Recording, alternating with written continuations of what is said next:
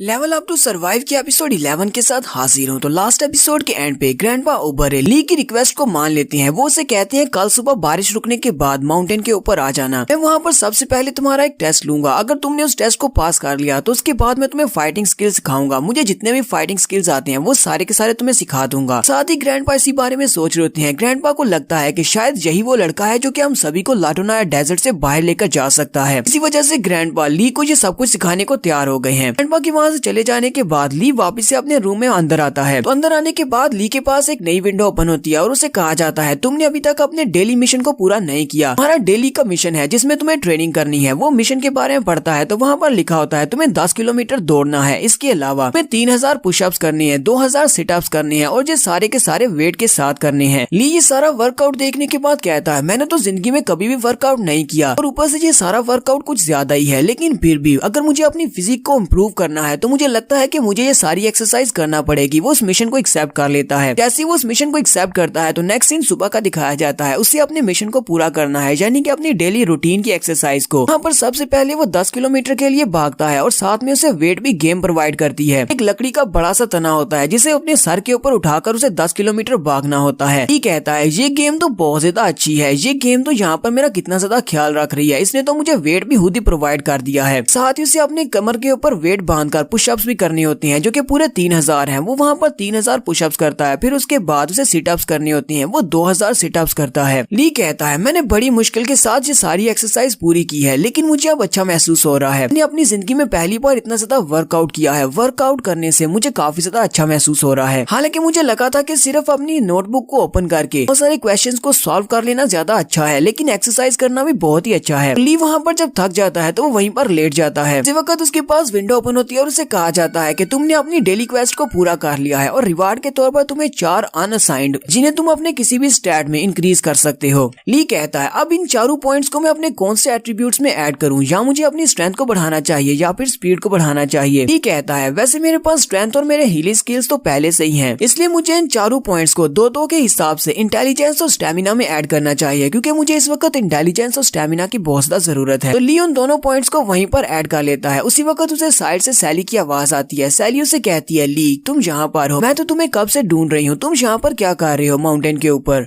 तो सैली भागती हुई उसके पास आ जाती है। सैली अपने साथ एक टिफिन बॉक्स भी लेकर आई होती है। वो उसे कहता है तुम यहाँ पर क्या कर रही हो। सैली उसे कहती है मैंने सुबह तुम्हारे लिए ब्रेकफास्ट बनाया था, उसके बाद मैं तुम्हारे रूम में भी गई थी, लेकिन तुम अपने रूम में नहीं थे। फिर मैंने ग्रैंडपा ओबरे से तुम्हारे बारे में पूछा तो ग्रैंडपा ने कहा कि मुझे माउंटेन के ऊपर जाकर देखना चाहिए। फिर मैं भागती हुई यहीं पर चली आई और तुम्हारा लंच भी अपने साथ ही ले आई हूँ। सैली उसे कहती है तुमने अपने कपड़े क्यों नहीं पहने हुए, क्या तुम यहाँ पर एक्सरसाइज कर रहे थे? अगर वाकई में तुमने यहाँ पर एक्सरसाइज किया है तो फिर तो तुम्हें बहुत ज्यादा भूख लगी होगी, चलो जल्दी से अपना ब्रेकफास्ट कर लो। ली उसे कहता है हाँ मुझे भूख तो लगी है। तुम्हें ग्रैंडपा ने मुझे रात को कहा था कि वो मुझे अपने फाइटिंग स्किल सिखाएंगे और मुझे माउंटेन के ऊपर आना है, जहाँ पर आकर मुझे एक टेस्ट को पास करना होगा, इसीलिए मैं यहाँ पर सुबह सुबह ही चला आया ताकि मैं यहाँ पर आकर पहले कोई वार्म अप कर लूँ। सैली भी उसकी बात सुनने के बाद हैरान होती है और कहती है क्या वाकई में ग्रैंडपा इस बात के लिए मान गए कि वो तुम्हें फाइटिंग स्किल सिखाएंगे? ली उसे कहता है हाँ ग्रैंडपा इस बात के लिए मान गए हैं। सैली उसे कहती है ये तो बहुत ही अच्छी बात है, मैं भी देखना चाहूंगी कि तुम कौन सी एबिलिटीज को अवेकन करोगे, क्योंकि मुझे लगता है कि तुम्हारे पास अभी कोई भी एबिलिटीज नहीं है। ली उसे कहता है ये तुम कैसी बात कर रही हो, मुझे तो लगता है कि मेरे पास हीलर की एबिलिटीज हैं। क्या कोई इंसान यहाँ पर डुअल एबिलिटीज को भी अवेकन कर सकता है? सैली उसे कहती है एबिलिटीज एक हीलर से बहुत ज्यादा अलग होती हैं। तुम्हें लगता है कि तुम एक हीलर हो, लेकिन तुम एक हीलर नहीं हो। हीलर तो सिर्फ एक प्रोफेशन है, जबकि एबिलिटीज अलग होती हैं। मैं यहाँ पर एलिमेंट एट्रीब्यूशन की बात कर रही हूँ। एलिमेंट एट्रीब्यूशन वाली एबिलिटीज ये तुम्हें खुद अपनी बॉडी के अंदर अवेकन करनी पड़ती है और ये तुम्हारी बॉडी पर्सनैलिटी के मुताबिक अवेकन होती है।